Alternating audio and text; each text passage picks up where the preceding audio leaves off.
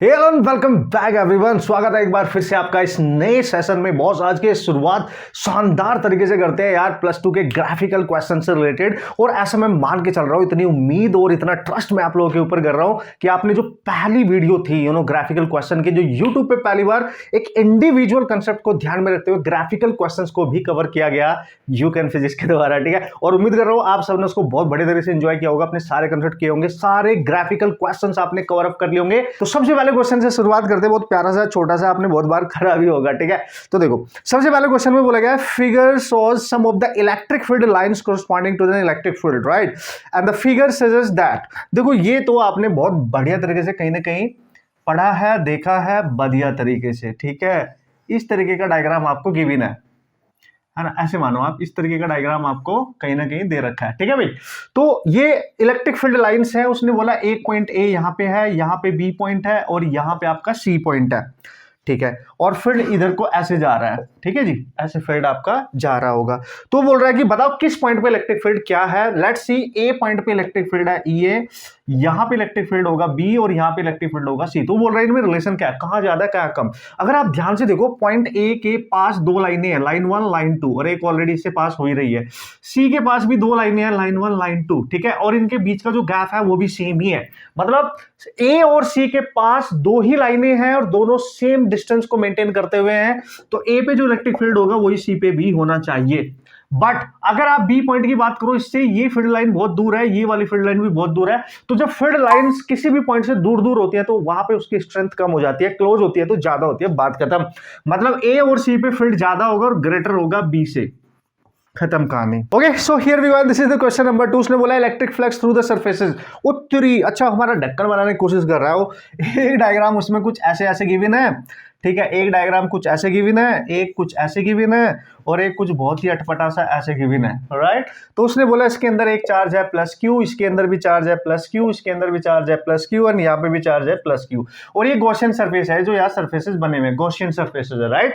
तो वो बोल रहा है कि इन सारे सरफेसेस से जो फ्लक्स पास होगा किससे ज्यादा होगा किससे कम होगा, एंड समथिंग लाइक दैट, ठीक है। तो यार एक बात बताओ मेरे को, इन सारे सरफेस के, अगर ये सरफेस 1 है, सरफेस 2 है, सरफेस 3 है एंड दिस इज सरफेस 4, अगर मैं मान लो सबके अंदर केवल एक ही चार्ज है पॉजिटिव, सिंगल चार्ज पॉजिटिव, सबके अंदर चार्ज है। और आप याद करो गॉस थ्योरम, फ्लक्स जो पास होता है किसी भी गॉसियन सरफेस से, वो उस सरफेस के अंदर कितना चार्ज इनक्लोज्ड है उस पर डिपेंड करता है, ना कि उनकी जो शेप है उस पर वो डिपेंड नहीं करता है ना। साइज क्या है, शेप क्या है, वो डिपेंड नहीं करता। It only depend upon the charge enclosed by that surface. और हर सरफेस के अंदर सेम चार्ज है तो सबका फ्लक्स भी सेम होगा, सबका फ्लक्स भी सेम होगा, है ना। Flux is the same for all the figures, right boss. Okay भाई लोग, तो देखते हैं क्वेश्चन नंबर 3 क्या है। Figure shows electric field lines in which an electric dipole is placed as shown in the figure.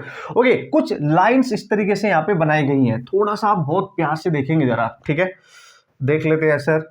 ऐसे कुछ लाइंस बनाई गई हैं, ऐसे, राइट, ऐसे ऐसे ऐसे कुछ लाइंस आपको दे रखी है कहीं ना कहीं। अगर आप बहुत क्लियरली देखोगे, ये जो लाइंस है यहां पे पास पास है लेकिन इधर दूर होगी, मतलब ये नॉन यूनिफॉर्म है, नॉन यूनिफॉर्म फील्ड लाइंस है। ये फील्ड है, ये कौन सा sir, electric.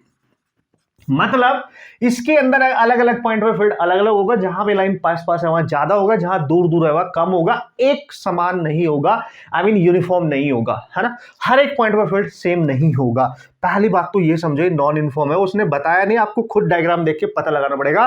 Non parallel type की है, ठीक है, कूल। अब हम क्या करेंगे, उनके अंदर एक डायपोल रखा हुआ है, डायपोल कहीं यहीं रखा हुआ है ना, ऐसे रख देते हैं ऐसे, और यहां पे है माइनस चार्ज और इस पे है प्लस चार्ज। ये डायपोल की डायरेक्शन होती है माइनस से प्लस की तरफ, आप सबको पता है। तो उसने बोला कि ये जो डायपोल रखा है ना भाई, सबसे पहला ऑप्शन है the dipole will not experience any force.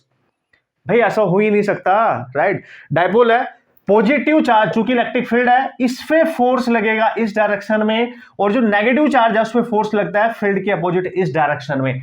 हाँ, इस पे फोर्स 0 होता अगर इलेक्ट्रिक फील्ड इस पे और इस पे सेम होता, क्योंकि ये जो चार्ज है देखो, इससे लाइन दूर दूर है और ये इसके थोड़ी पास है कंपैरेटिवली, तो इस पे फोर्स अलग लगेगा नेगेटिव वाले पे, और इस पे जो फोर्स लगेगा वो अलग लगेगा, क्योंकि electric field non uniformly distributed है।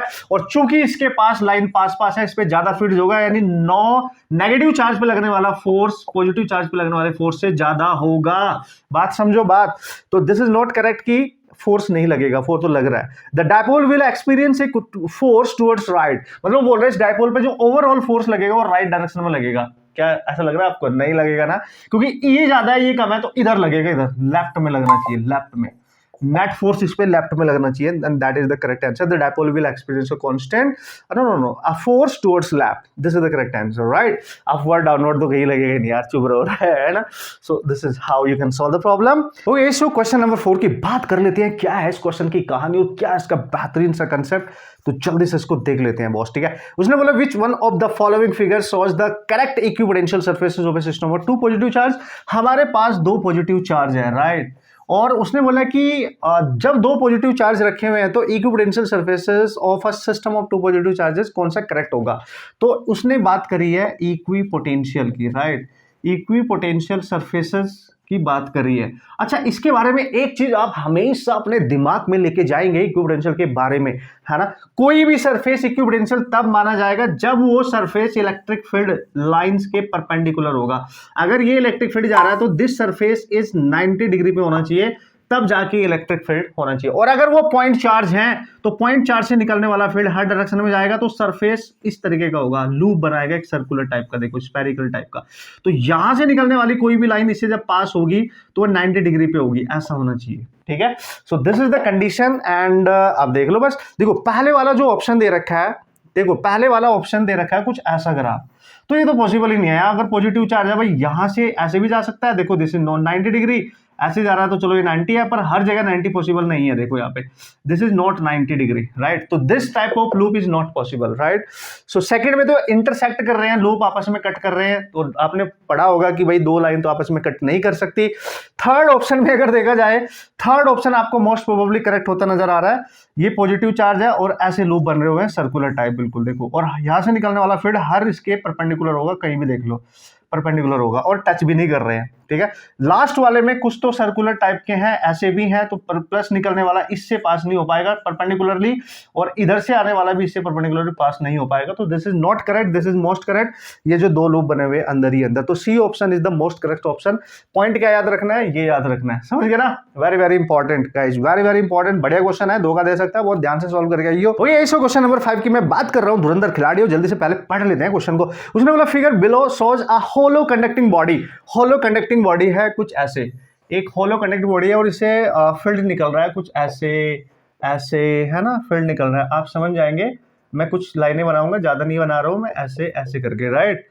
ओके ओके बॉस, तो ऐसे इसमें से फील्ड निकल रहा है बॉस, और ये होलो कंडक्टिंग बॉडी है, ठीक है। प्लेस्ड इन इलेक्ट्रिक फील्ड, इसको एक पर्टिकुलर इलेक्ट्रिक फील्ड में प्लेस कर दिया गया। Which one of the following quantities are zero inside the body. उत्तरी कौन सी क्वांटिटीज इस बॉडी के अंदर। देखो भाई, चूंकि ये होलो है और ऊपर से कंडक्टिंग है, ठीक है।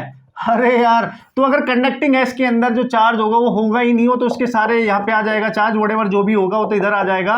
आप बात समझ रहे हो, क्योंकि कंडक्टर है तो उसके अंदर चार्ज नहीं है, तो उसकी चार्ज डेंसिटी क्या होती है, चार्ज अपॉन एरिया, है ना। तो चार्ज जीरो, तो इसकी चार्ज डेंसिटी भी जीरो होनी चाहिए, है ना, ये जीरो होना चाहिए। तो पहले ऑप्शन है इलेक्ट्रिक फील्ड एंड पोटेंशियल। भाई इलेक्ट्रिक फील्ड तो जीरो होगा 100%, क्योंकि अंदर चार्ज नहीं है, तो इलेक्ट्रिक फील्ड इनसाइड होलो कंडक्टर है तो जीरो होगा, बचपन से पढ़ते आ रहे हैं तो 100%। लेकिन पोटेंशियल, जब इलेक्ट्रिक फील्ड जीरो होता है पोटेंशियल कांस्टेंट हो जाता है, जो सरफेस पे है वही अंदर होता है। So potential not equal to zero, potential is not equal to zero. So first option is not correct, right.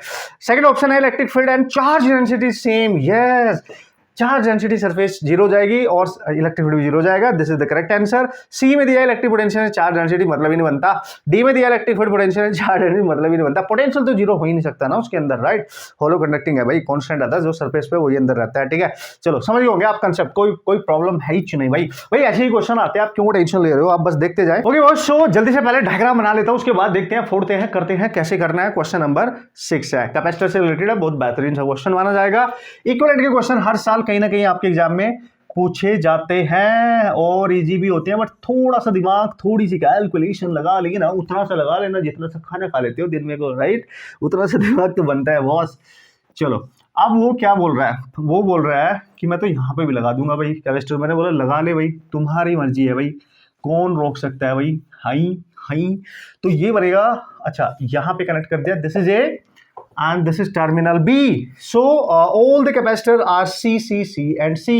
This is C, this is C, this is C. तो जल्दी से मेरे से पहले ना सॉल्व करके बता दो ए बी के बीच में नेट कैपेसिटेंस कितनी होगी। ऑप्शन आपके सामने है, बढ़िया बढ़िया बढ़िया तरीके से, है ना। हिंट दे रहा हूं, देखो हिंट, देखो भाई कैपेसिटेंस जब कैलकुलेट करनी होती है किसी भी कॉम्बिनेशन में तो सीरीज और पैरेलल को ढूंढना होता है सबसे पहले। अगर सीरीज पैरेलल नहीं मिल रही है तो फिर वहां पे अलग फंडे यूज करने होते हैं, जैसे सेम पोटेंशियल मेथड या Wheatstone bridge something something something, या इन्फिनिटी कोई नेटवर्क तो नहीं है ना। Ultimately we have to find out the series and the parallel combination, है ना। चलो अब देखो, अगर मैं इसको प्लस मानूंगा इसको माइनस, तो आपने देखा यहां से जो चार्ज चलेगा वो इधर डिवाइड हो जाएगा और इसमें ये अकेली कैपेसिटर इसमें चार्ज जाएगा।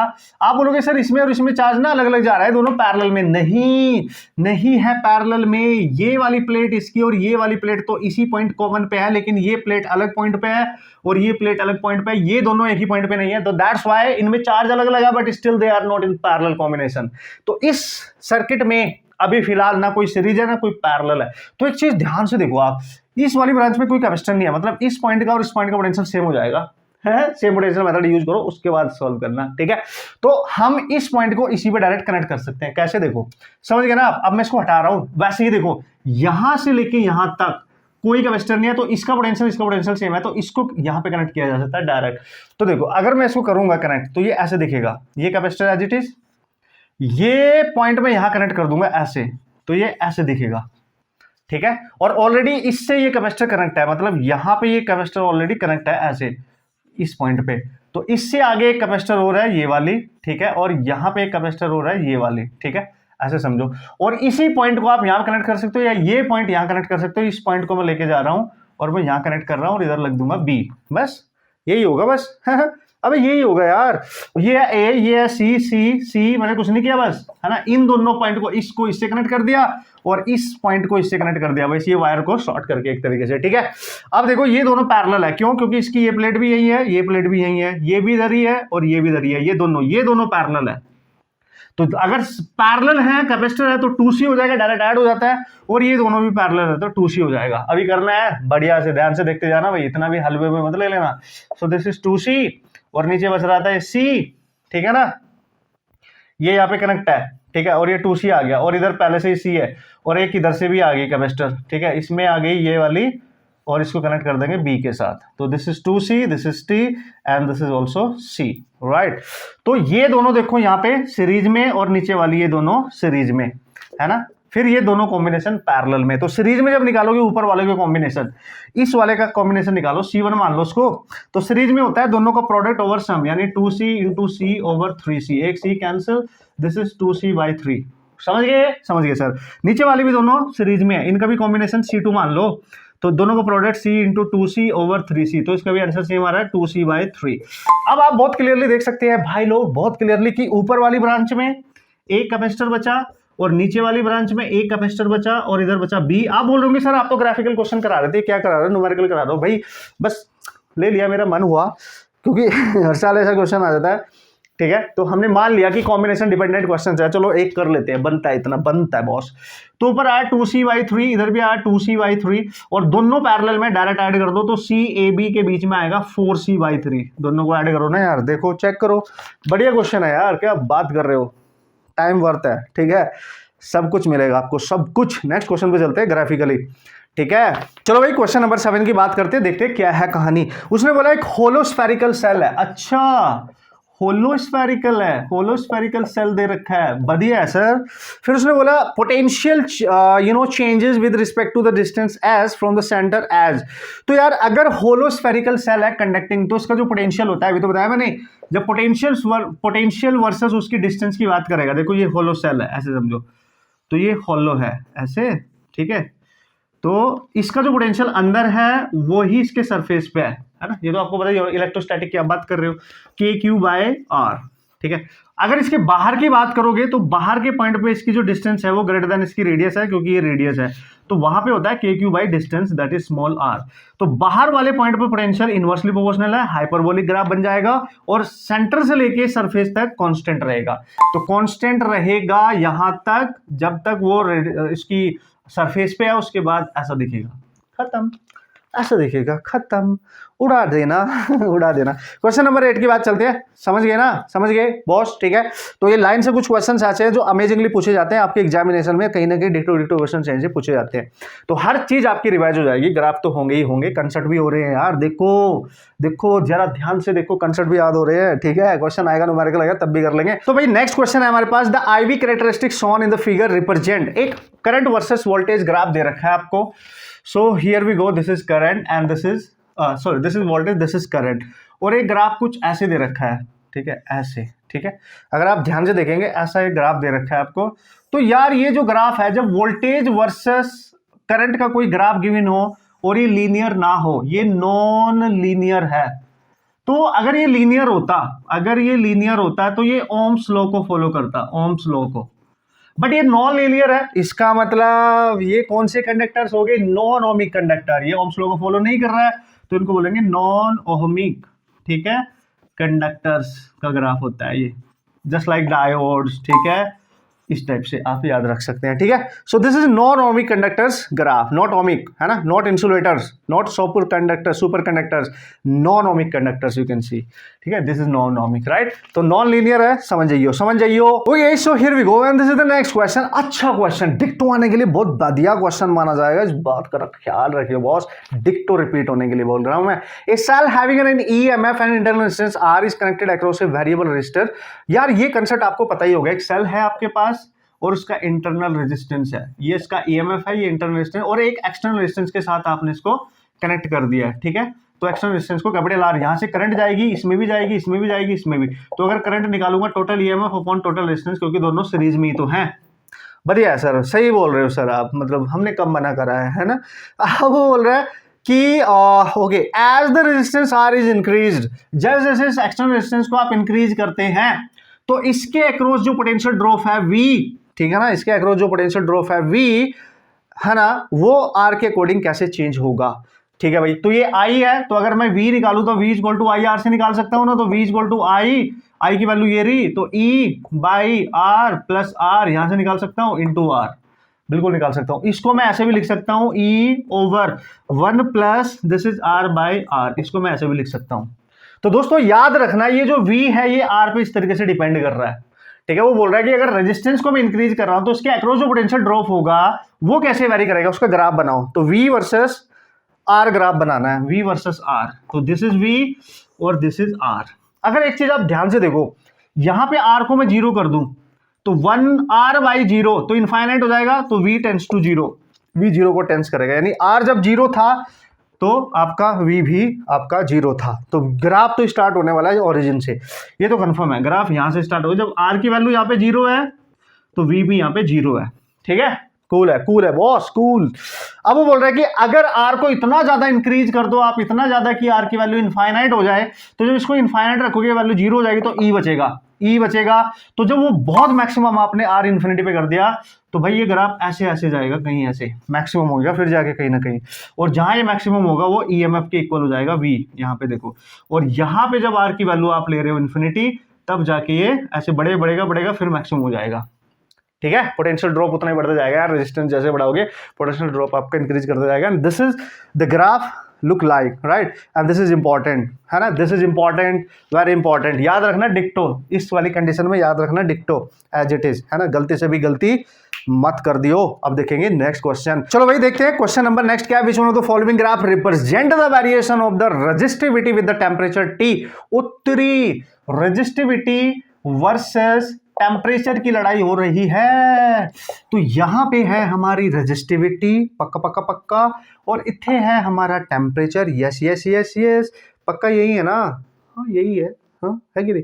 बट कॉपर के लिए बात कर रहा है, कॉपर, ठीक है, कॉपर के लिए बात कर रहा है बॉस, ध्यान से रखिए बॉस। तो कॉपर के लिए जब भी बात करें, ठीक है, रेजिस्टिविटी वर्सेस टेम्परेचर आपको ग्राफ दे रखा है, तो ओरिजिन से थोड़ा स्टार्ट होगा आगे से और कर्व बनता हुआ इंक्रीजिंग ऑर्डर में आगे को बढ़ेगा, इस तरीके से, है ना, थोड़ा ऊपर से स्टार्ट होता है, इस बात का आप ख्याल रखेंगे, ओरिजिन से स्टार्ट नहीं होगा।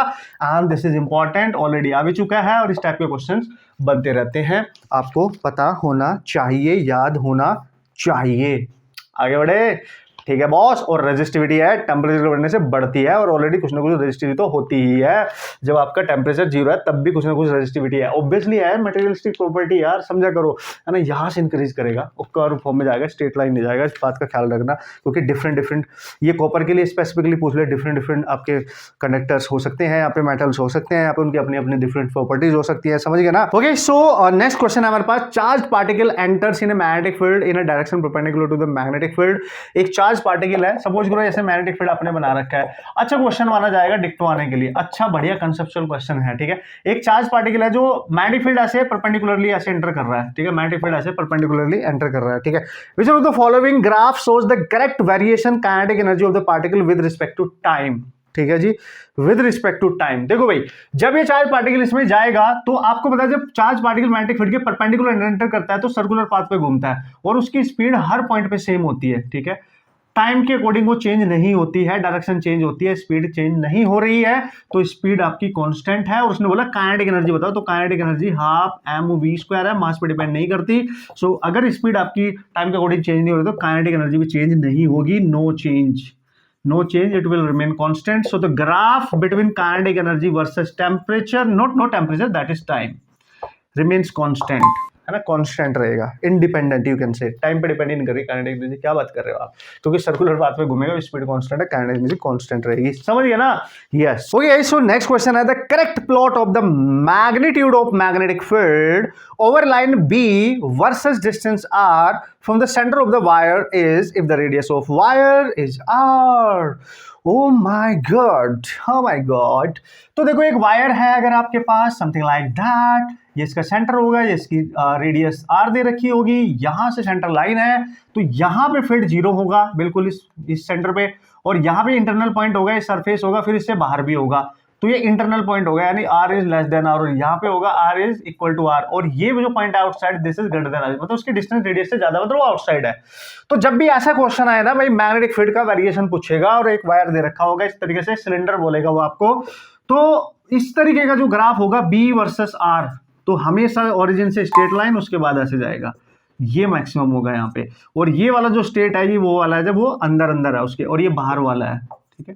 तो this is the something like graph, हमेशा याद रखियो, बहुत पूछा जाता है नीट में बहुत ज्यादा, जब भी मैग्नेटिक फील्ड की बात करेगा सिलेंडर वायर की वजह से, तो variation of the magnetic field with respect to the distance r, small r, इस तरीके से वेरी करता है। You have to remember this and you have to remember this, ठीक है। तो नेक्स्ट क्वेश्चन है curve between the magnetic movement and the temperature of the magnet. उत्तरी एक कर्व है जो magnetic movement m versus temperature के बीच में है बॉस, टेम्परेचर ऑफ मैग्नेट। तो भाई लोग एक चीज हमेशा याद रखें, याद करने वाली चीजें हैं, इधर है आपका टेम्परेचर, इधर है मैग्नेटिक मूवमेंट, राइट।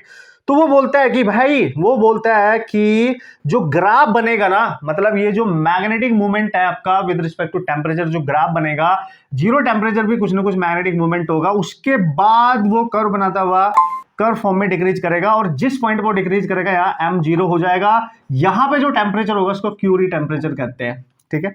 यहां पे जो टेम्परेचर होगा उसको क्यूरी टेम्परेचर का नाम दिया जाता है, जहां पे m 0 हो जाए। और m की वैल्यू 0 कहां होगी, क्योंकि m हमने y एक्सिस पे रिप्रेजेंट करा है, तो इसकी वैल्यू 0 हो जाएगी x एक्सिस पे, टेम्परेचर वाली एक्सिस पे। तो जिस टेम्परेचर पे ये 0 होगा Curie temperature, and this is how it look like. अभी याद रखना, पूरा डिटेल बनाने की आपके पास इतना टाइम नहीं है, आप याद रख सकते हैं। मोस्ट इंपॉर्टेंटली ऐसे क्वेश्चन आपको याद भी होने चाहिए कि भाई कैसे इसकी स्लोप दिखेगी, स्ट्रेट लाइन नहीं बनेगा, ठीक है, हाइपरबोलिक टाइप का नहीं बनेगा, इस टाइप का कर्व आपको बनता हुआ नजर आ जाएगा, ठीक है। चलो आगे बढ़ेंगे। तो नेक्स्ट क्वेश्चन है the most appropriate magnetisation m versus magnetising field h। अच्छा ठीक है, ये है magnetising field and this is your this is magnetisation, ठीक है, m, this is magnetising field. तो बहुत सारे ग्राफ आपको दे रखे हैं, राइट, बहुत सारे दे रखे हैं। तो उसने बोला बताओ m वर्सेस h के बीच में क्या रिलेशन है, आई मीन ग्राफ कैसा होगा। देखो भाई याद रखना, ये जो मैग्नेटाइजेशन है, मैग्नेटाइजेशन फील्ड के डायरेक्टली प्रोपोर्शनल होता है, पहली बात तो ये याद रखो, डायरेक्टली प्रोपोर्शनल है तो स्ट्रेट लाइन बनेगी। तो जो भी ग्राफ इसमें से straight line passing through origin है वही सही है, और ये ग्राफ है A, तो दिस इज करेक्ट। बाकी आपको देखने भी नहीं, बाकी की तरफ आपने देखना भी नहीं है, स्लोप पॉजिटिव होना चाहिए। एक ग्राफ ऐसे भी दे रखा है, this is not, this is slope negative, slope positive है, तो ये ग्राफ है, और ये तो बिल्कुल भी नहीं होगा ऐसा, जो ऐसा दिख रहा है आपको गंदा सा, ये भी नहीं होगा, ठीक है। समझ गए ना, बस ये रिलेशन याद रखना पॉजिटिव स्लोप के साथ फर्स्ट क्वाड्रेंट में बनेगा। समझ गए समझ गए समझ गए सर, याद रख लेंगे। अब आएंगे ना 4 डालेंगे, सारे क्वेश्चन फोड़ सकते हैं हम। ओके धुरंधर खिलाड़ियों, नेक्स्ट क्वेश्चन ऑसम क्वेश्चन माना जाता है। द ग्राफ बिटवीन एक्स नहीं चाय and 1/T for paramagnetic material, मतलब मैग्नेटिक ससेप्टेबिलिटी और टेम्परेचर के बिटवीन रिलेशन, ये है मैग्नेटिक ससेप्टेबिलिटी, सबको याद आया, वर्सेस टी नहीं 1/T पूछा है, टी नहीं पूछा है, 1/T पूरा का पूरा, ठीक है। और आपको पता है ये जो मैग्नेटिक ससेप्टेबिलिटी है इनवर्सली प्रोपोर्शनल होती है एक तरीके से टेम्परेचर इनवर्सली और डिपेंड करती है। तो इनके बीच में जो भी ग्राफ आप बनाएंगे, इधर मैग्नेटिक ससेप्टेबिलिटी आएगी, इधर 1/T अगर लिखा है, अगर 1/T लिखा है तो ग्राफ हमेशा straight line passing through origin बनेगा। और अगर ये नहीं लिखा है बॉस, अगर यहाँ पे केवल मैग्नेटिक ससेप्टेबिलिटी लिखा होता है और यहाँ पे टी लिखा होता है तो ग्राफ हाइपरबोलिक टाइप बनता है, ये तब ये करेक्ट होता। लेकिन यहाँ 1/T पूछ रहा है इसके बीच में, तो straight line passing through origin. तो दोनों ग्राफ मैंने आपको बता दिया, इंपॉर्टेंट इंपॉर्टेंट एंड इंपॉर्टेंट, याद रख लियो। गलती से भी गलती मत कर दियो, बहुत गलती होती है ये जरूर देख लिया करो कोऑर्डिनेट क्या दे रखा है। अगर पूरा 1/T है तो स्ट्रेट लाइन, अगर टी होता तो हाइपरबोलिक। समझ गए। तो भाई नेक्स्ट क्वेश्चन दे रखा है, BH कर्व दे रखा है आपको, BH कर्व, तो ये है B और ये है आपका H, आप समझ पाएंगे, ठीक है। तो फील्ड है आपके पास, उनका ग्राफ आपको दे रखा है, मैग्नेटाइजिंग जो है यहाँ पे। तो curve first and second are shown in the figure associated with this figure. तो एक कर्व आपको पता है ये कौन सा हिस्टैरिसीस कर्व है, right, this is something like that. इस तरीके का एक कर्व दे रखा है आपको, एक ऐसा पतला सा छोटा सा हिस्टैरिसीस कर्व है, और एक थोड़ी सी मोटी सी चिड़िया है ऐसे, ठीक है। और ये जो पतला सा है ये वाला, ठीक है, इसको फर्स्ट माना है, और ये जो मोटो मोटो सा है इसको सेकंड माना है, ठीक है। ऐसे समझ के चलो, ठीक है। वो बोल रहा है कि ये किसके लिए वैलिड है, ठीक है। BH कर्व में कर्व 1 यानी हिस्टैरिसीस लूप 1, हिस्टैरिसीस लूप 2 किसके लिए वैलिड होगा? Diamagnetic and paramagnetic substance, paramagnetic and ferromagnetic substance, soft iron and steel and the soft iron. आपको पता है क्या बताता है? जो एरिया देखो, इस सेकंड वाले का एरिया A1 मान लो, उसका A1 A2, तो A2 इसका A1 इसका A2 is greater then A1, तो जिसका एरिया ज्यादा वो ज्यादा लॉस करता है एनर्जी लॉस को ये डिनोट करता है, एनर्जी लॉस ज्यादा होगी। तो दोस्तों याद रखना, जिसका एरिया कम है वो सॉफ्ट आयरन यूज होगा वहां पे, सॉफ्ट आयरन इसलिए यूज होता है, एनर्जी कम लॉस करता है। और ये आपकी स्टील मान सकते हैं आप इसको, ठीक है। कंपैरेटिवली दोनों में सॉफ्ट आयरन की एनर्जी कम लॉस होती है, तो जिसका कम एरिया वो रिप्रेजेंट करेगा सॉफ्ट आयरन को, और जिसका ज्यादा एरिया वो स्टील को रिप्रेजेंट कर देगा। बात खत्म, बात इतनी सी थी बस, ठीक है। ओके भाई, तो नेक्स्ट क्वेश्चन एक बहुत प्यारा सा क्यूट सा क्वेश्चन है, इसका डायरेक्ट आंसर मैं आपको बताऊंगा, ज्यादा टाइम आपने खर्च नहीं करना है।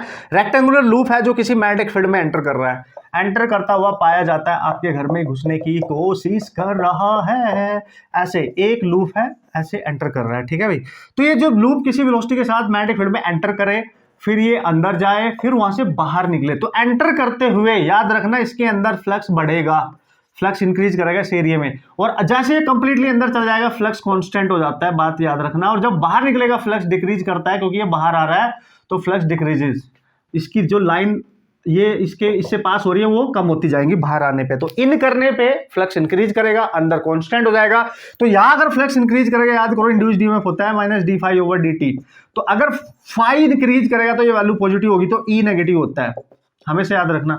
इंड्यूस्ड ईएमएफ नेगेटिव होता है अगर फ्लक्स इंक्रीज कर रहा है, फ्लक्स कांस्टेंट है तो ई 0 हो जाएगा, और फ्लक्स डिक्रीज कर रहा है तो d∅/dt की वैल्यू चूंकि डिक्रीज कर रहा है नेगेटिव हो जाती है, तो उस वजह से ये नेगेटिव और ये नेगेटिव प्लस करके ई पॉजिटिव हो जाता है।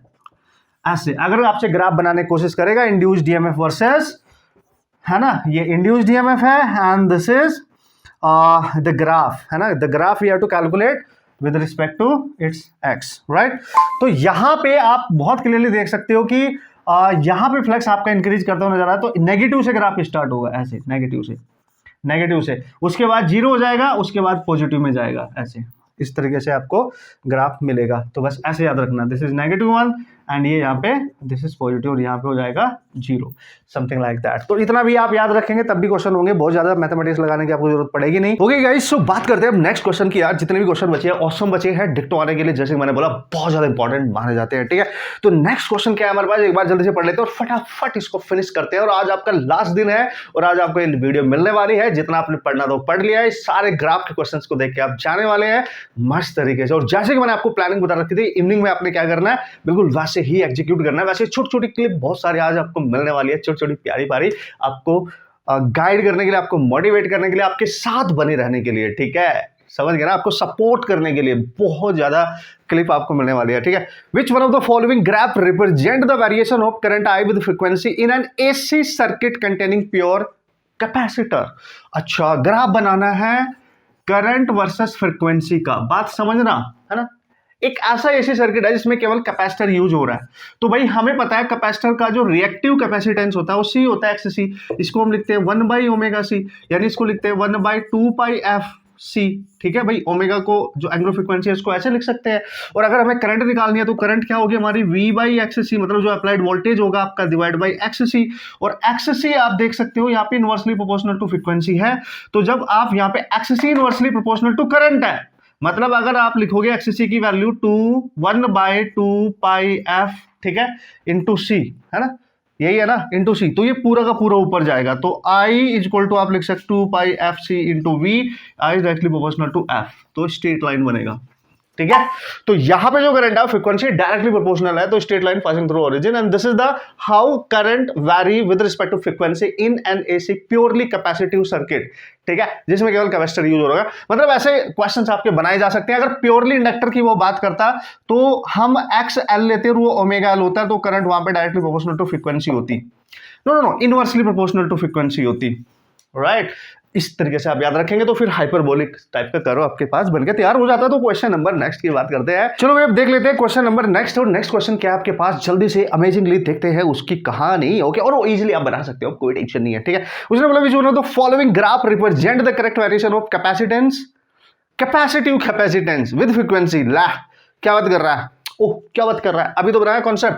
तो कैपेसिटिव कैपेसिटेंस जो होती है हमारी, दिस इज XC, और फ्रीक्वेंसी होती है 1/ω/c, और इसको हम लिख सकते हैं 1/2πfc, यानी XC inversely proportional to f। इन दोनों में ग्राफ पूछ रहा है, ये तो आप उड़ा डालेंगे और पूछे जाते हैं इजी, हाइपरबोलिक टाइप का ग्राफ बनेगा क्योंकि इनवर्सली प्रोपोर्शनल है। आप देख सकते हैं यार, बहुत बढ़िया तरीके से यार, कोई टेंशन वाली बात नहीं है। नेक्स्ट क्वेश्चन की बात करेंगे, होले होले आगे बढ़ते जाएंगे, समझते जाना सारे ग्राफ वेरी इंपॉर्टेंट डिक्टो आने के लिए, ठीक है। चलो भाई नेक्स्ट क्वेश्चन क्या है, नेक्स्ट ग्राफ क्या है, ये भी इंपॉर्टेंट है, ये बिल्कुल एज इट इज आता है। मैंने अभी बताया था जब जेईई का एग्जाम होने से जस्ट पहले मैंने डिस्कशन करी थी, डिक्टो ही आ गया था जेईई मेंस के एक अटेम्प्ट में, राइट। उसने बोला which one of the following curve represent the variation of impedance Z.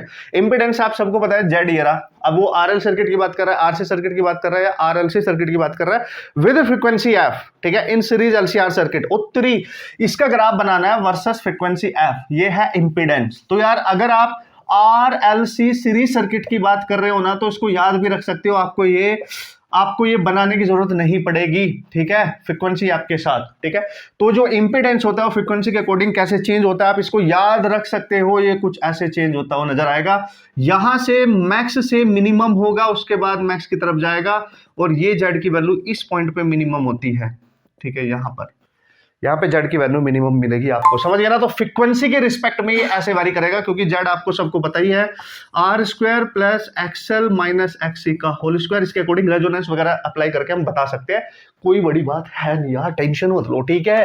तो इस तरीके से आप बता सकते हैं, ठीक है। तो मिनिमम जेड यहां पे होगा, ग्राफ कुछ इस तरीके से नजर आएगा, और आप बहुत अच्छे से इसको याद भी रख सकते हो।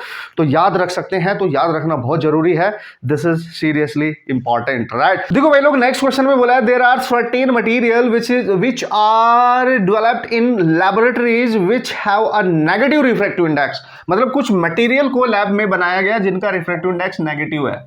Very important question, very important, right? So which have a negative refractive index, a ray incident from air, ठीक है, into such a medium that is to shall follow a path। तो अब वो बोल रहा है कि अगर वो मटेरियल ऐसे है भाई, ठीक है, तो इधर है मीडियम 1 और इधर है आपका मीडियम 2। तो उसने बोला जैसे रे इस मीडियम से आती है, यहाँ पे नॉर्मल करेगी, तो नॉर्मली वो रिफ्रैक्ट कैसे होती थी मीडियम में, ठीक है, इस तरीके से, इससे जाके इसमें। तो अगर ये रेरा डेड आंसर है, तो या तो ऐसे होती थी रिफ्रैक्ट, या इससे थोड़ी सी अवे हो जाती थी, ऐसे रिफ्रैक्ट होती थी। तो वो बोल रहा है कि ऐसा मीडियम, मान लिया ये जो मीडियम है इसका जो रिफ्रैक्टिव इंडेक्स है वो नेगेटिव है, तो बोल रहा है कि आप बताओ कौन सा ग्राफ इसमें पॉसिबल होगा, रिफ्रैक्शन की कौन सी लाइन इसमें पॉसिबल होगी, कौन सा प्रोसेस इसमें पॉसिबल होगा।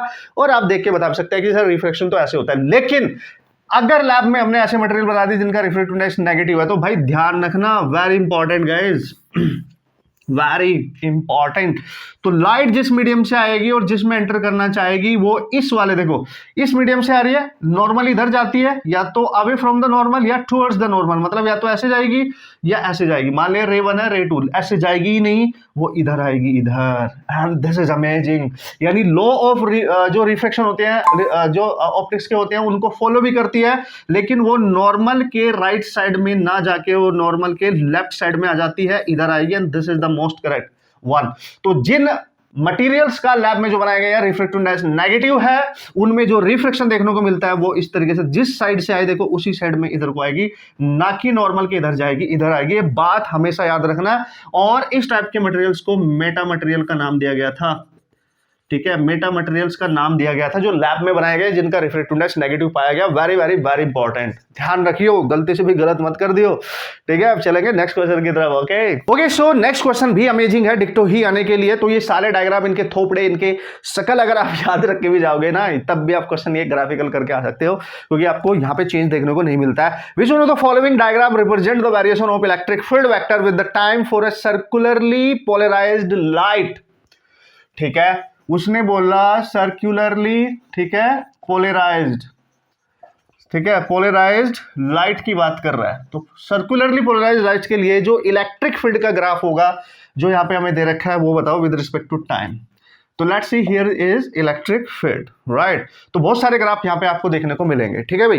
तो एक चीज आपको पता होना चाहिए भाई, इस कंडीशन के लिए, सर्कुलरली पोलराइज्ड लाइट की कंडीशन के लिए, जो एक्स कंपोनेंट में इलेक्ट्रिक फील्ड होगा that must be E naught sine of omega t, और वाई कंपोनेंट में जो फील्ड होगा that must be E naught cos of omega t. आप देख सकते हैं साइन है, ये कोसाइन के बीच में जो फेज एंगल है दैट इज π/2, 90 डिग्री का है। तो जो नेट इलेक्ट्रिक फील्ड आएगा उसको आप कैसे निकाल सकते हो, उनका रिजल्टेंट जो आएगा √E(x) का स्क्वायर प्लस E(y) का स्क्वायर। तो इनके बीच का फेज डिफरेंस तो हमें मिल ही गया है, ठीक है। तो इससे आगे लिखने की जरूरत नहीं है, 2 EX cos थीटा लिखने की जरूरत नहीं है। तो यहां पे इसका मैग्नीट्यूड देखो, ये साइन है, ये कॉस है, जब इनका स्क्वायर करोगे तो sine square theta plus cos square theta वो 1 हो जाएगा। तो बचाइए, तो अंडर रूट में बचेगा आपका E0 का स्क्वायर प्लस E0 का स्क्वायर, और ये बन जाएगा E0 √2 टाइम्स ऑफ E0। और ये वैल्यू एक कांस्टेंट वैल्यू है, टाइम पे डिपेंड नहीं कर रही है। इसका मतलब ये ग्राफ जो इसमें यहाँ पे आपको दिख रहा है कुछ ऐसे नजर आएगा, दिस इज कांस्टेंट टाइप का ही फंक्शन नजर आएगा, ना कि ऐसा, है ना, समझ गए। जो भी दे रखा होगा इसमें, ना कि इस तरीके का भी दे रखा है, इस तरीके से, ना कि ऐसा, ये कांस्टेंट आएगा, बस constant line. Very important, very very very important, ठीक है। तो भाई नेक्स्ट क्वेश्चन फिर से देख लेते हैं, फोटो इलेक्ट्रिक एक्सपेरिमेंट से रिलेटेड है। In a photoelectric experiment, anode potential, right, V is plotted against the plate current I। तो यहाँ पे IV ग्राफ दे रखा है, this is V and this is I, और ये देख के आप इजीली बता सकते हो यार, इजीली। तो एक ग्राफ कुछ ऐसे करके ऐसे दे रखा है, ठीक है भाई, एक ग्राफ कुछ ऐसे करके ऐसे दे रखा है, फिर दूसरा ग्राफ भी यहीं से स्टार्ट होते हुए कुछ ऐसे दे रखा है, ठीक है। तो ये दोनों ग्राफ देखो यहां से स्टार्ट हो रहे हैं। तो अगर मैं बात करूं इसकी B और C की, इनकी इंटेंसिटी तो सेम है, B और C की इंटेंसिटी सेम है, इंटेंसिटी की बात कर रहा हूं। लेकिन जो ग्राफ A है, A, इसकी इंटेंसिटी इन दोनों से अलग है ना। ये जो ऊपर वाला ग्राफ है उनकी इंटेंसिटी ज्यादा है, इसकी कम है, बट अलग है। A और B की इंटेंसिटी अलग है, या A और C की इंटेंसिटी अलग है। बट चूंकि ये दोनों ग्राफ यहाँ पे वोल्टेज वाली एक्सिस पे जो इधर होता है नेगेटिव पोटेंशियल होता है, अलग अलग पॉइंट पे कट कर रहे हैं, ध्यान से देखेंगे आप, तो इनकी फ्रीक्वेंसी जो होती है ना, इनकी जो फ्रीक्वेंसी होती है वो डिफरेंट है, ठीक है। इनकी फ्रीक्वेंसी डिफरेंट है, मतलब B की जो फ्रीक्वेंसी होगी और C की अलग अलग है, ये अलग अलग होगी। C की frequency is not equal to B की, बट इनकी इंटेंसिटी सेम है। And this is how you can find the answer. उसने बोला A and B will have different intensity, बिल्कुल सही है, क्योंकि एक ही पॉइंट पे तो नहीं है, इसकी इंटेंसिटी अलग है, ये अलग है, ठीक है। देखो यार करंट अलग अलग हो रही है ना इनके लिए, है ना। इंटेंसिटी और जो करंट होती थी फोटो इलेक्ट्रिक इंटेंसिटी के डायरेक्टली प्रोपोर्शनल होती है, इसकी अलग इसकी अलग, समझ गए ना। और जो यहाँ पे ये वोल्टेज इधर फॉरवर्ड वाइजिंग, इधर रिवर्स वाइजिंग में कट करेगा अलग अलग पॉइंट पे, तो उनकी फ्रीक्वेंसी अलग अलग है, ठीक है, क्योंकि उनका स्टॉपिंग पोटेंशियल अलग है। इसका अलग होगा, B वाले का ये होगा, और C वाले का, इनका पोटेंशियल अलग तो फ्रीक्वेंसी अलग, क्योंकि फ्रीक्वेंसी पोटेंशियल पे डिपेंड करती है जो कट ऑफ पोटेंशियल होता है नेगेटिव में। इतनी बात तो आप समझ गए होंगे। आगे बढ़ेंगे, मजा आ रहा है कि नहीं, है ना। ऑल द पॉसिबल फॉर्मूला बोल रहा हूं मैं, ग्राफ यहाँ पे हम डिस्कस कर रहे हैं सारे के सारे। आपने कोई परेशानी नहीं लेनी है, लास्ट दिन है आपका, मस्त तरीके से एंजॉय करना, मस्त तरीके से टाइम बचा के इसको देख के, और फिर से मिशन पे लग जाना, अपना रिवीजन एंड ऑल जो भी करना है, ठीक है बॉस। तो भाई नेक्स्ट क्वेश्चन में बोला गया electron beam is accelerated by a potential difference V to hit a metallic target to produce X rays. ठीक है, एक्स रे से रिलेटेड ये ग्राफ है, ये पूछा जाता रहता है भाई, बहुत बेहतरीन है, डिक्टो याद रखोगे तो भी काम बन जाएगा, क्योंकि एकमात्र ग्राफ आपने यहाँ पे याद रखना होता है। It produce continuous as well as the characteristic X rays if lambda minimum is the smallest possible wavelength of X ray in the spectrum the variation of logarithmic of, इसने पूछ लिया है लॉग ऑफ लैम्डा मिनिमम, यानी logarithmic function के terms में lambda यानी wavelength versus log of applied potential difference के बीच में ग्राफ चाहिए उसको।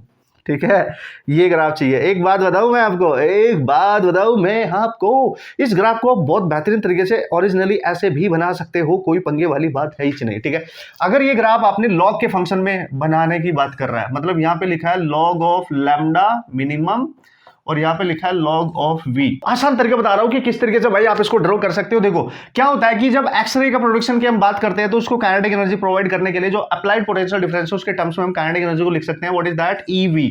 ठीक है, और यहाँ पे जो एनर्जी वो यूज करेगा hc बाई लैम्डा। ठीक है, एनर्जी मिनिमम लोगे वेवलेंथ तो एनर्जी आपकी मैक्स होगी, इन दो रिलेशन का यूज करेंगे, बनाएंगे तब ग्राफ बनेगा। आपको पूरी कैलकुलेशन बिल्कुल भी करने की जरूरत नहीं है। जब इस टाइप के ग्राफ आएगा कि log of versus lambda and log of versus applied voltage अगर होगा तो ग्राफ हमेशा ऐसा दिखेगा, हमेशा ऐसा दिखेगा, याद रखना इस बात को। ठीक है, ये याद रखना है, यानी ऐसी स्ट्रेट लाइन बनानी है जिसकी जो स्लोप होगी वो नेगेटिव होगी, ग्रेटर देन 90 एंगल है, स्लोप इसकी नेगेटिव है, तो ये ग्राफ बना के आना है ना, वेरी इंपॉर्टेंट, बस याद रख लो, मजा आ जाएगा, कोई टेंशन वाली बात नहीं है। नेक्स्ट क्वेश्चन की बात करेंगे। ठीक है, कंसेप्ट क्या है, यहां से बनाया जाता है, टाइम लगेगा, आपको करने की जरूरत नहीं है, मैथमेटिक्स वाले बच्चों को करने दो। ठीक है, आप इन चीजों को याद रखेंगे और कंसेप्ट अगर बनाना है तब भी आप बना सकते हैं, बट ये आपको याद रखना जरूरी है, आपका टाइम भी बच जाएगा। राइट, चलो भाई नेक्स्ट क्वेश्चन की बात कर रहा है। Diagram shows the path of 4 particles, 4 particle यहाँ पे दे रखे हैं, एक पॉइंट कुछ ऐसे बना रखा है और 4 पार्टिकल दे रखे हैं। ठीक है, एक पार्टिकल ये रहा, एक पार्टिकल ये रहा ठीक है, और एक पार्टिकल ये रहा, और एक पार्टिकल ऐसे दे रखा है, 1 2 3 and this is 4th particle. Right, this is 4th particle boss, और ये कुछ पार्टिकल ऐसे जा रहे हैं। तो पता क्या बोल रहा है कि भाई इस सिचुएशन में उसने बोला कि 4 पार्टिकल्स हैं of the same energy being scattered by the nucleus of an atom simultaneously, यानी ये आपका किसी एटम का न्यूक्लियस है। Right, which of the following is not physically possible, तो कौन सा डिफ्लेक्शन इसमें पॉसिबल नहीं है। देखो भाई, कोई एक पार्टिकल थर्ड आया और बिल्कुल वो न्यूक्लियस के एकदम सामने से आया तो इस तरीके से डिफ्लेक्ट हो गया। ठीक है, और सेकंड पार्टिकल इससे इधर चला गया, फर्स्ट पार्टिकल इससे इधर चला गया, लेकिन जो 4th पार्टिकल था वो इसी की तरफ जा रहा था, न्यूक्लियस की 4th पार्टिकल इसकी तरफ जा रहा है। तो भाई अगर आप ध्यान से देखो, ये जो पार्टिकल्स यहाँ पे दे रखे हैं सेम एनर्जी के 4 पार्टिकल्स हैं, और जो न्यूक्लियस है, न्यूक्लियस जो है ये वाला है, ये इससे रिफ्लेक्ट हो रहा है, डिफ्लेक्ट हो रहा है, ये भी ऊपर को जा रहा है, यानी इससे दूर जा रहा है, ये भी दूर जा रहा है, ये इसके पास आ रहा है, तो दिस इज नॉट पॉसिबल। ये ऐसा होना चाहिए था, डिफ्लेक्ट होना चाहिए था न्यूक्लियस से। ठीक है, डिफ्लेक्ट होना चाहिए था दूर, अवे, अवे को, है ना, उसके टुवर्ड्स नहीं जा सकता, तो दिस इज नॉट पॉसिबल, इस बात का आप ख्याल रखेंगे एंड दिस इज इंपॉर्टेंट। यानी इसमें केवल पार्टिकल 4 है जो यहाँ पे रॉन्ग तरीके से फिजिकली रिप्रेजेंट किया गया, that is not possible. Next question की बात करेंगे मस्त तरीके से। ठीक है, तो नेक्स्ट क्वेश्चन में बोला है if in the hydrogen atom the radius of nth Bohr orbit is Rn and the frequency of the revolution of the electron in nth orbit is Fn, the choose the correct option। उत्तरी Bohr orbit की जो radius होती थी, याद करो, n square times by z होती थी कि नहीं, यानी बोहर ऑर्बिट में जो रेडियस है उसकी, है ना, जो उसकी ऑर्बिट की रेडियस है वो n, यानी जो प्रिंसिपल क्वांटम नंबर है, ऑर्बिट नंबर है आपका, उसकी स्क्वायर के डायरेक्टली प्रोपोर्शनल है, और z जो एटॉमिक आपका यूरो नंबर दे रखा है उसके इनवर्सली प्रोपोर्शनल है। तो अगर आप यहां पे देखिए Rn is directly proportional to n square, इस तरीके से इनमें रिलेशन है, इनमें ग्राफ बनाना है, ग्राफ बना दो, फिर क्या दिक्कत है, यहां पे लिखेंगे n, ठीक है, यहां पे लिखेंगे Rn। देखो Rn को मान लो थोड़ी देर के लिए y डायरेक्टली प्रोपोर्शनल, इसको मान लो x और x का स्क्वायर, ये तो पैराबोलिक बनेगा, यानी ऐसा बनेगा, पैराबोलिक बनेगा, सीधी बात है, रिलेशन याद रखो, ग्राफ बन जाएंगे, कोई टेंशन वाली बात नहीं है। एक लॉगरिथमिक फंक्शन का ग्राफ भी बना रखा है। अगर भाई मैं क्या करूं, दोनों ग्राफ पॉसिबल ही, यहां पे देख लेते हैं। अगर मैं बोथ साइड का लॉग लूं, यहां पे देखो, तो मैं लिखूंगा लॉग ऑफ Rn, ठीक है, इज इक्वल टू, है ना, यहां लिखूंगा 2 times of log of n, और ये है तो यहां पे माइनस लिख दूं, माइनस लॉग ऑफ z। ठीक है, ये जब रेशियो में होता है तो हम इस तरीके से लिखते हैं, मल्टीप्लाई होता है तो हम प्लस करते हैं। ठीक है, अब वो बात कर रहा है इसके बीच में और इसके बीच में, इसको अगर मैं इधर लेके आऊं, देखो log ऑफ Rn, और ये इधर आ जाएगा प्लस log ऑफ z, और इधर आ जाएगा 2 log ऑफ n। ठीक है।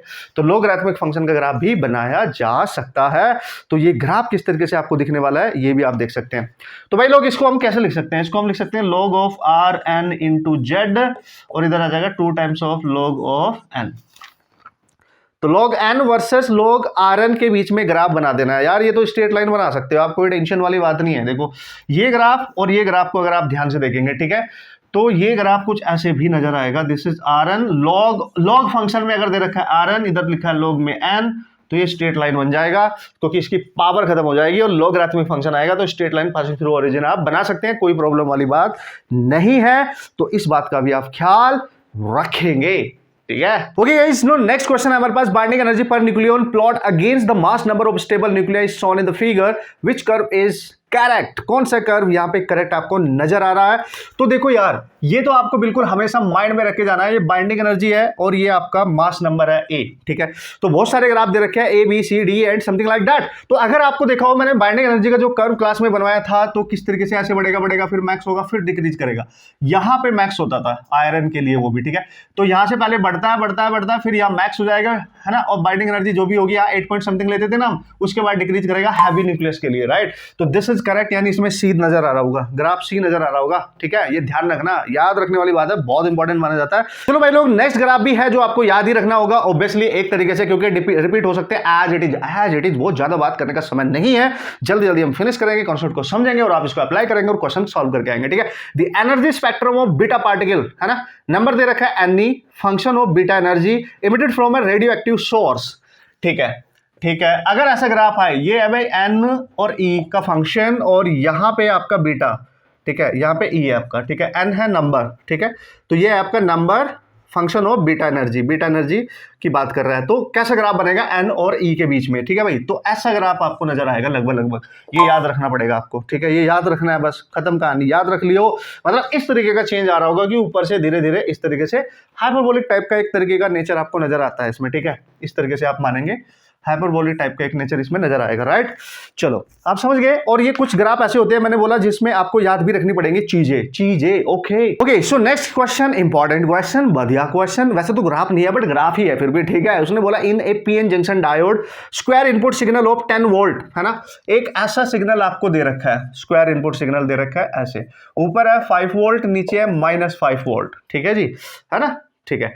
और एक सर्किट पे इसको अप्लाई करना है। सर्किट ऐसे है और यहाँ पे रेजिस्टेंस है, सिंपल है बॉस, और इधर आपको आउटपुट मिलेगा इसके across boss. This is output and this is your diode. तो बोल रहा है then the output signal across RL will be. तो आरएल यानी जो लोड रेजिस्टेंस के अक्रॉस जो आउटपुट वोल्टेज है वो कैसा होगा देखने में। देखो भाई, जब आप +5 वोल्ट यहाँ पे अप्लाई करोगे, तो +5 वोल्ट, ये पी टाइप ये एन टाइप, तो देखो +5 वोल्ट जब अप्लाई कर दोगे यहाँ पे ऑब्वियसली, तो ये फॉरवर्ड बाइजिंग में होगा, मतलब ये यहाँ पे इसको पास कराएगा करंट को और यहाँ पे आउटपुट डेफिनेटली मिलेगा। लेकिन अगर डायोड पे आप ये नीचे वाला वोल्टेज नेगेटिव में 5 वोल्ट अप्लाई करोगे, तो नेगेटिव 5 वोल्ट, और आपको बताया नेगेटिव अगर पी साइड हो जाए तो ये रिवर्स बाइजिंग होती है, इसके लिए रिवर्स बाइजिंग होगी, यहाँ पे आउटपुट नहीं मिलेगा। तो यहाँ पे जो आउटपुट मिलेगा इसके लिए नहीं मिलेगा, इसके लिए मिलेगा। तो हाफ वेव आपको ऐसी मिल जाएगी पॉजिटिव में, हाफ वेव आपको केवल पॉजिटिव में आउटपुट मिलेगा। 5 वोल्ट के लिए मिलेगा, -5 वोल्ट के लिए नहीं मिलेगा। तो दिस इज करेक्ट। 10 वाला तो मतलब ही नहीं बनता और -5 वाला बनेगा नहीं, मतलब ये तो मुश्किल ही है, ये तो नहीं बनेगा क्योंकि रिवर्स बाइजिंग है। और 10 बनेगा नहीं क्योंकि 5 वोल्ट आपने अप्लाई किया, तो उतना आउटपुट आपको मिल जाएगा। समझ गए होंगे आप, समझ गए होंगे ना। ऑसम क्वेश्चन, बढ़िया क्वेश्चन, अच्छा क्वेश्चन। लास्ट के 2-3 क्वेश्चन बचे हैं, बस खत्म। चलो भाई, नेक्स्ट क्वेश्चन बहुत इंपॉर्टेंट है क्योंकि ऑलरेडी जेईई मेंस में आ चुका है, तो आपके एग्जाम में डिक्टो आने के पूरे चांस होते हैं, या एक ग्राफ आ जाएगा, सारे ग्राफ आ जाएंगे यहाँ से। Identify the semiconductor devices whose characteristic are given below in the order of first, second, third and fourth. पहला ग्राफ दे रखा है आपको I वर्सेस V, ठीक है, कुछ ऐसा दिया है, कुछ ऐसा ग्राफ दिया है, ठीक है। तो एक चीज याद रखना, ये ग्राफ हमेशा होता है सिंपल डायोड के लिए, सिंपल डायोड के लिए ये ग्राफ बनाया गया है ना। ये पहला ग्राफ है, मैं पहले ही बता रहा हूं आपको, ठीक है। दूसरा ग्राफ अगर आपको याद हो, ये याद भी होंगे कुछ ग्राफ, तो आपको ये आपको दे रखा है कुछ ऐसे दे रखा है, फिर ऐसे, तो ये जीनर डायोड का होता है, ठीक है। देखो यार, जीनर ब्रेकडाउन हो रहा है, जीनर डायोड के लिए होता है, तो आपको ये ऐसे याद भी रख सकते हो, कोई बड़ी बात नहीं है, ठीक है। और नेक्स्ट जो डायोड है, वेरी इंपॉर्टेंट, मैंने क्लास में सारे फंक्शन बनवा रखे, जो क्लासेस मैंने आपसे ली थी पूरे साल भर, और जब सेमीकंडक्टर मैंने आपको पढ़ाया, तो इस तरीके का ग्राफ दे रखा है आपको, ठीक है, इस तरीके से। और इस तरीके से, ठीक है। ये ग्राफ इधर बनना है। तो दोस्तों ये सोलर सेल के लिए होता है, जब ये कर्व यहाँ बनेगा फोर्थ में, ये सोलर सेल के लिए बनता है, ठीक है। IV वर्सेस, है ना, करंट वर्सेस वोल्टेज है, सोलर सेल के लिए बनेगा, इस बात का ख्याल रखेंगे। और जो लास्ट का ग्राफ आपको दे रखा है कुछ ऐसे, ये है I and this is V, ये ग्राफ कुछ दे रखा है ऐसे, स्ट्रेट लाइन है, आप देख सकते हो, स्लोप नेगेटिव है, और ये लाइट डिपेंडेंट रेजिस्टेंस होती है, लाइट डिपेंडेंट ऑप्शन के अकॉर्डिंग, ठीक है, डिपेंडेंट रेजिस्टेंस ऑप्शन के अकॉर्डिंग, ध्यान से देखेंगे भाई, लाइट डिपेंडेंट रेजिस्टेंस का ग्राफ है, वेरी इंपॉर्टेंट। ये सबके नाम इंडिविजुअली रखो, क्या पता इंडिविजुअल कोई ग्राफ आ जाए, पूछे बताओ ये किसके लिए है, जीना डायोड, बताओ ये किसके लिए सिंपल डायोड, बताओ ये किसके लिए solar cell, very very important. चलो नेक्स्ट क्वेश्चन भी एक न्यूमेरिकल है, ग्राफ तो नहीं बोलूंगा, न्यूमेरिकल है, चलो आ गया तो करा देता हूँ, हमारा क्या जा रहा है, मस्त तरीके से क्वेश्चन करके आएंगे। तो उसने बोला भाई एक सर्किट दे रखा है, एक डायोड लगा हुआ है, मैंने बोला ठीक है यार, उसने बोला एक रेजिस्टेंस भी है, उसने बोला एक एमीटर लगा हुआ है, मैंने बोला बहुत बढ़िया काम कर रहे हो, ठीक है। ये 3 वोल्ट की बैटरी लगा रखी है, और ये जो डायोड है सिलिकॉन का बना हुआ है, और इसका 200 ओम रेजिस्टेंस है। अगर डायोड का नाम स्पेसिफाई किया जाए सिलिकॉन या जर्मेनियम, तो सिलिकॉन के डायोड का जो कट ऑफ वोल्टेज होता है अपना खुद का, वो 0.7 वोल्ट होता है, इस बात का आप ख्याल रखेंगे, ठीक है। तो ये अब एक बैटरी की तरह, मतलब इस 3 वोल्ट से इतना को देना पड़ेगा। तो हमें पूछ रहा है कि बताओ इसमें करंट कितनी होगी, देखो यहां से करंट तो जाएगी, देखो पी साइड से जा रही है, फॉरवर्ड वाइजिंग है, पास करा देगा। तो ये जो यहाँ पे एमीटर लगा है कितनी करंट रीड करेगा जो इसमें जा रही है, तो I = क्या होता है, V/R ऑब्वियसली। तो देखो अगर ये डायोड ना होता तो मैं 3 वोल्ट लेता पूरा, लेकिन इस डायोड से 0.7 पहले ये लेगा, क्योंकि कट ऑफ है, पहले ये लेगा, मतलब 3 - 0.7 ये पहले लेगा, उसको सब्ट्रैक्ट करके लिखना है जो डायोड का वोल्टेज दे रखा होगा बैटरी में से, और डिवाइड बाई रेजिस्टेंस। सॉल्व कर लो, बस सॉल्व कर लो यार, कितना आएगा 2.3 और डिवाइड बाई 200 11.5, ऐसे कुछ आना चाहिए milli ampere. You just try to check out, है कि नहीं? हाँ सर ठीक है, कर लेंगे, ठीक है। मेरे ख्याल से यही आना चाहिए, एक बार आप देख लेंगे, है ना, कोई बात नहीं। ओके गाइस, पहले इसको कंप्लीट करो, उसके बाद शाम को मिलता हूँ मस्त तरीके से। Okay and all the best.